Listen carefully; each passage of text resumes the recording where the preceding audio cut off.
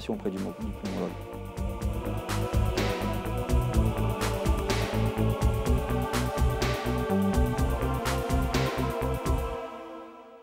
Suite à des bronchites répétées, j'ai dû entrer en clinique pour des examens respiratoires. Le soir, à la clinique, mon épouse, Claude, me coucha et je suis tombé dans le coma. Je me suis réveillé en réanimation. Le docteur Arpaillange, lors de sa visite quotidienne, m'a proposé la trachéotomie pour une meilleure capacité respiratoire et supprimer toutes les contraintes du masque.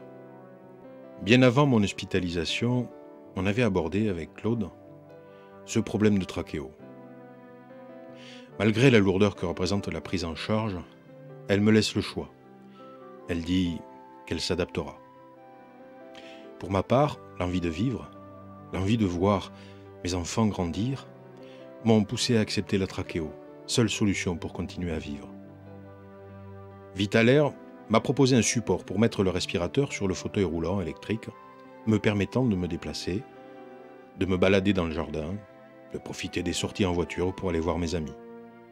Pour humidifier l'air envoyé dans mes poumons par le respirateur, j'ai un filtre appelé Hydrobac. Cela évite des tubes supplémentaires et de renverser le récipient d'eau lors de mes déplacements.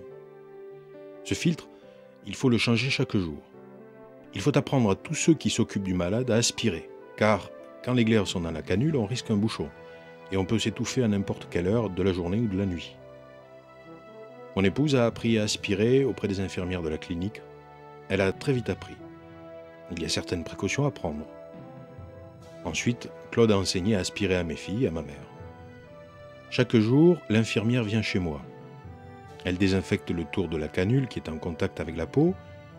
Elle me change la gaze métalline pour que ce soit plus propre. Elle dégonfle le ballonnet pour décrocher les glaires qui sont dessus. Elle remplace la canule interne par une autre propre. Elle regonfle le ballonnet.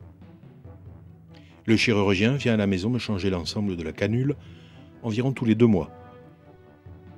Concernant le nursing de l'infirmière, qui consiste à dégonfler quotidiennement le ballonnet, je vous précise que c'est une précaution très importante pour laisser respirer pendant quelques minutes la muqueuse trachéale au contact du ballonnet, plus que pour laisser descendre les glaires qui constituent la colonne salivaire au-dessus de la canule.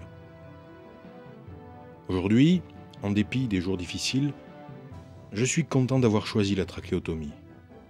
Malgré la dureté de la vie que je mène, je ne baisse pas les bras. Je lutte et lutterai, ne serait-ce que pour montrer que je tiens à rester auprès de ceux que j'aime.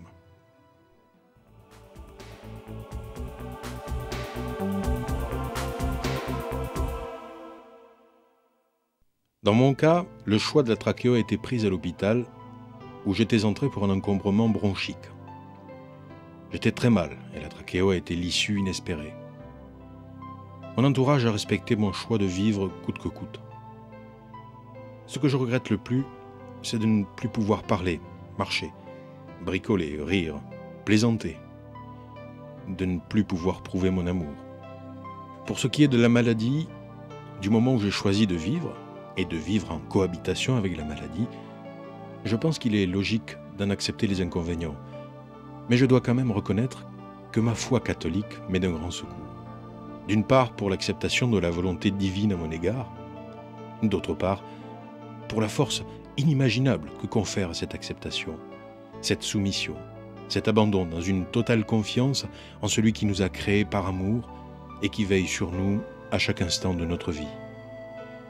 Notre incompréhension ne saurait être en aucun cas le gage d'une erreur divine, mais il doit être un appel à une réflexion, à une remise en question, à une évolution spirituelle forcée, à la limite de l'injustice par rapport à l'immense majorité de ceux qui, étant dotés de santé, de beauté, de fortune ou de grande intelligence, profitent de cette vie, occultant leur destinée dans l'insouciance et l'inconséquence les plus totales. Lorsqu'on est totalement paralysé, vivre avec une trachéo passe inaperçu, comme d'ailleurs le respirateur. Une mouche faisant les 100 pas sur votre front ou votre joue est bien plus exaspérante qu'une trachéo que l'on finit par oublier.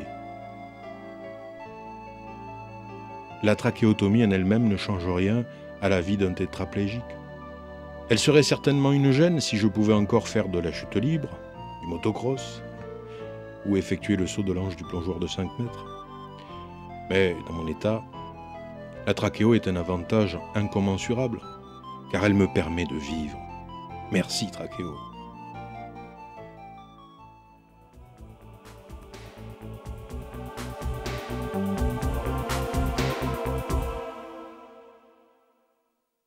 J'ai une forme un peu particulière de la SLA, c'est-à-dire que bon, je ne suis pas complètement paralysée. Par contre, j'ai développé rapidement une forme respiratoire de la maladie. Tant et si bien que j'ai été essoufflée au moindre effort, c'était très gênant, quoi. Et lors d'une visite chez le pneumologue, c'était en novembre dernier, donc en 2001, on m'a fait les gaz du sang, les résultats étaient mauvais. Donc, on m'a prévenu qu'il me fallait la trachéo, qu'il me fallait rapidement. Et bon, j'avoue que ça a été très très dur d'abord à recevoir, et puis après, tout le travail d'acceptation, tout ça, ça a été très difficile. D'autant que je ne m'attendais pas aussi rapidement à en avoir besoin. Donc, ça a été presque une mauvaise surprise, hein, surtout avant les fêtes, hein, puisqu'il fallait que ce soit fait rapidement. Donc, ça s'est fait en chirurgie ambulatoire, sous anesthésie locale. C'est d'ailleurs pas... Parce que bon, la peau, évidemment, au niveau de la peau, on ne sent rien. Mais quand le chirurgien commence à ouvrir la trachée, d'abord, il y a un moment où on panique complètement parce qu'on a de l'air qui rentre partout, puis on ne sait pas où il rentre, quoi. C'est une drôle de sensation. Et heureusement que bon, j'avais quelqu'un qui était qui maîtrisait très bien, et puis bon, ça s'est passé très vite. Hein, parce qu'il y a eu un moment de panique quand même. Hein. Et puis bon, là, se sont déplacés, et puis voilà quoi. Quand je suis arrivée dans la chambre, il y avait Vitalaire qui était là. Il y avait mon mari, ma fille, on leur a appris à aspirer, tout ça. Bon. Mais moi, ce côté-là ne me tracassait pas, j'étais à l'aise, puisque de toute façon, je pouvais leur montrer, le contrôler. Bon. Mais bon, non, le soir même, j'étais à la maison. Bon, j'avais un peu peur, hein, parce qu'on se dit, bon, comment ça va se passer? Puis non, finalement, ça s'est bien passé. Et puis bon, l'infirmière est arrivée le lendemain matin, j'ai pris ma douche comme d'habitude. Ça a été... Bon, et puis ils se sont bien adaptés, quoi. La famille s'est bien adaptée. Il vaut toujours mieux faire ce genre de choses avant qu'il y ait une urgence vitale, parce que on a le temps de se préparer psychologiquement, etc. Et puis bon, il faut dire qu'on peut aussi ne pas être récupéré d'un coma. Hein. Donc, si on attend de faire un arrêt cardiaque, c'est pile ou face. Hein.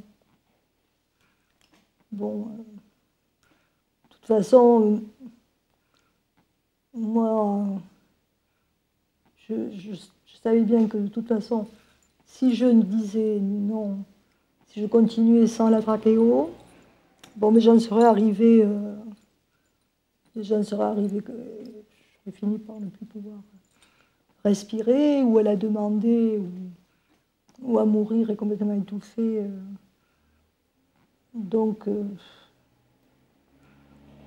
non, je pense c'est sûr qu'il vaut mieux le savoir avant. Se dire qu'on va bien se préparer, mais on se rend compte qu'on ne l'est pas, en fait. Qu'on ne l'est jamais complètement. Et que Même quand on sait ce que c'est, ben, quand on l'a, c'est autre chose. C'est parce qu'on ne s'attendait pas à tous ces petits problèmes qui se greffent. Et on n'est jamais préparé à fond, c'est sûr. C'est la faute de personne. Ça. On ne peut pas s'imaginer que la vie peut être aussi difficile.